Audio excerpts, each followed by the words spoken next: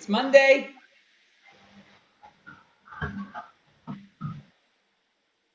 Yeah, I am. I'm happy. I'm almost on my weight goal. I've been working hard, trying to be more healthy.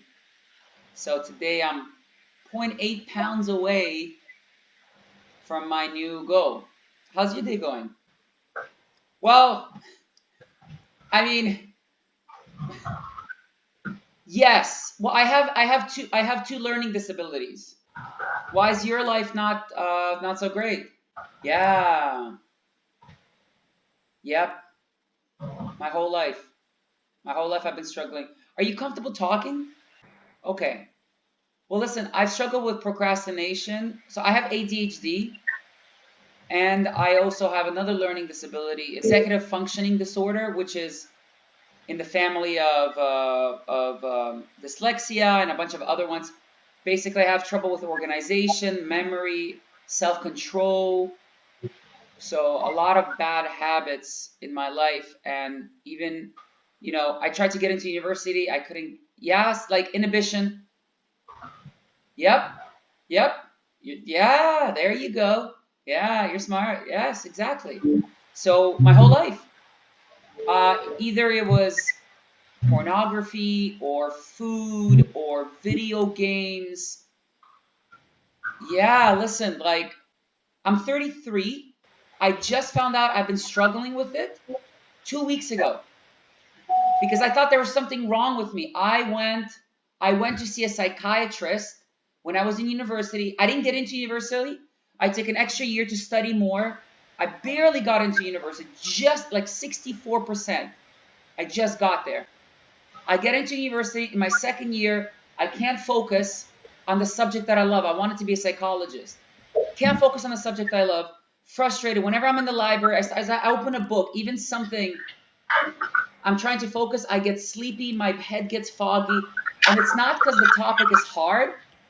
The best way I can describe ADHD, imagine someone who needs glasses but doesn't know he needs glasses. So all they do is they have to squint. So I realized my whole life I've been squinting and I thought this was normal. I was doing this. And of course, because I'm stressed and procrastinating, it's a vicious cycle. And so it's a vicious cycle.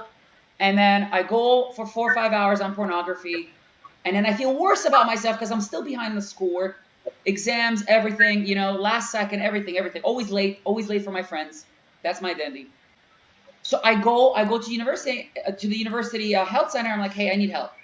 So they send me to Center for Addiction and Mental Health, CAMH. It's in Canada. So I get it. So I'm sitting in the office, anxious. I'm 22, 23, 22. And this girl comes in.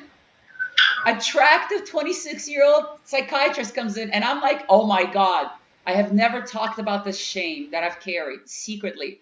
And now I have to tell it to an attractive psychiatrist. I'm like, are you kidding me? Nobody knows about it. It's not about big ego, brother. I mean, sure, part of it, or sister, it doesn't matter, but no, not even that. I mean, the girl thing, yes, me being insecure, me being a boy, 22, but it's also, it's just, it's even harder because I haven't shared this with anyone. It's a shame I'm carrying. I start talking to her, I start opening up, and she says, you don't have it. You don't have sexual addiction. And I'm like, but I've been struggling with it since I was like 13, 14. She's like, listen, I checked the marks, you don't have it. And she's like, these are the types of people that have it. You don't. And I walked away and I'm like, but I know something is wrong. And then 2 weeks ago, I found out. It wasn't that I had a sexual addiction. No. Attention deficit disorder, hyper disorder. It's not a lack of attention. It's an abundance of attention. Your brain, you don't have control of the remote control, and your brain keeps switching the channel. And so that's what I struggle with. And so here's what helped me. Yes, I'm gonna tell you right now. What helped me in the last 2 months, I've had a massive transformation. 3, 4 months maybe. Where I started with something simple, a scale. I said, okay, if I want to give myself today a 10 out of 10, and I give 1 point for each activity, whatever it is, what would that look like? So right now, on my point system, here's the things I have. And I rate it. It's an Excel document. It's an Excel document. Here, see this? And so it's an Excel document. So I have Saturday, Sunday, Monday, da, da, da, da. So I have the scale. So all you need to do, and this is important, all you do is you create a scale. So today is Monday, right? Is it Monday for you? Because the problem with ADHD is either we're now or not now. If you have it. If you have it or you struggle with some form of it, with focus procrastination. Either it's I'm doing it now or I don't have to do it now, so I don't worry about it. Make sense? Cool. Well, what I'm saying is, if you have an assignment in 3 weeks, it's not now, so you leave it to the last second. Make sense? Yeah, so it's either now or not now. Yeah. And then you do unhealthy things. I get it. I get it. So here's the thing. All you need to do is create a daily schedule out of 10. Create it, put in your schedule, you can put three categories. 3 categories. Are you in school right now? University, same as me, struggling. Yes, there you go. Perfect. Okay. 3 things. Put personal points.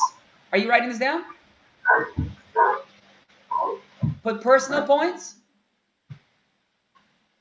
school points, growth points. 3 sections. Personal points. Find 3 things you can do daily. Anything. Anything that's going to give you a sense of standards, of raising your standards. It could be, I have to be in bed no matter what. So, I have to be in bed no matter what, at a certain time. You pick it. You can say 1 a.m., whatever. But no matter what, every single day, you have to do it. So the last 44 days, I've been in bed at 12 o'clock, and I wake up at 7:30, 15, 7:30. Now 7:15, actually. Actually, now 7:10. Anyway, I'm not a morning person. I hate mornings. But it doesn't matter. You pick. If it's 1 a.m., 2 a.m., it doesn't matter. But you have to stick with it. If you're watching a show and it's 1 o'clock and you said 1 o'clock in bed, you shut that show down, you go. Your problem is you say something, you break it, and you don't trust yourself. So this is the thing.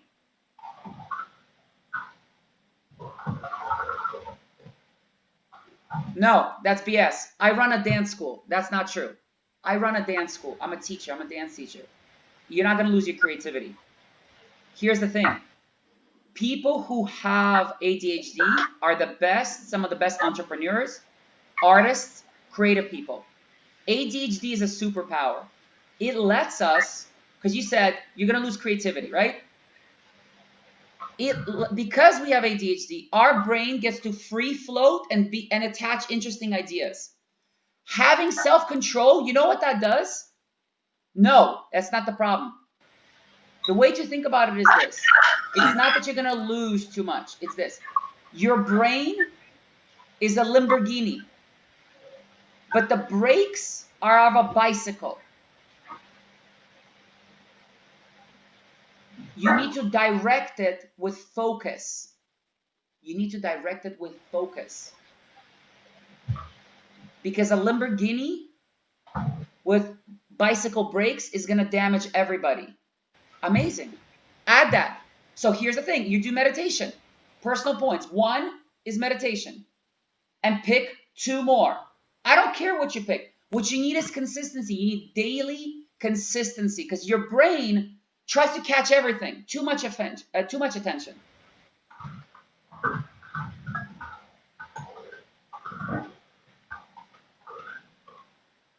You need to put it in your calendar. You need to put it on your calendar. It should be always in your calendar. The most important is you stick with it.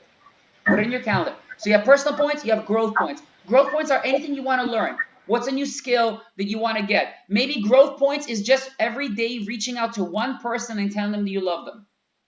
And that's growth for you. It doesn't matter. So 3 growth points, 3 personal points, 4 school points. And it could be anything daily. 30 minutes of this subject, 20 minutes of this subject, whatever. You pick the time. It doesn't matter. You can pick 10 minutes. Sure. Growth points could be finding a partner. Right? Like, but you need structure. We all need structure. It doesn't take away from creativity. And what happens is we get overwhelmed by doing everything we get overwhelmed by so much that we have to do. Make sense? Exactly. The smaller parts, you chunk it. With people with ADHD, we get overwhelmed very easily. Yes. That's part of it, dude. And you pull it back in. I'm not done. I'm still struggling. I was struggling yesterday with it. 4 days ago, I was on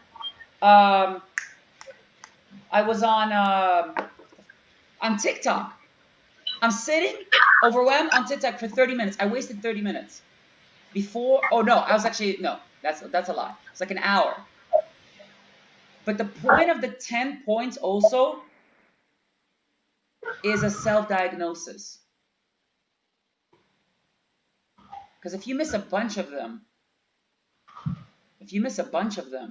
you're like, wow, okay, something is wrong. I really need to hit it tomorrow. I need to do this. Start there. Make sense? All right. Go after it. Go after it. What? MBTI? INFP? I don't know what those are. What is that? It's dude, I wanted to be a marriage counselor. I studied all that stuff. Union personality. Yeah. I originally was gonna be a marriage counselor. I loved psychology. I went into university to study psychology. I wanted to get a PhD in it. What I realized was I didn't know then that I was struggling with ADHD. Yeah, I studied all that. Focus. Go create the schedule. This is a great gift right now. Sit down, pick 10 points, 3, 3, 4. And just know this, you're not alone. There's a ton of university students who are struggling with this. I struggle with this. And I wish someone told me this was the problem I was having. I wish someone told me my brain is really, really special. And like a professional race car driver, you need to be dedicated to not crashing everywhere. I'm like Jesus. Well, I'm trying to help make the world a better place. Listen, I know. I feel the love. I'm trying to spread belonging.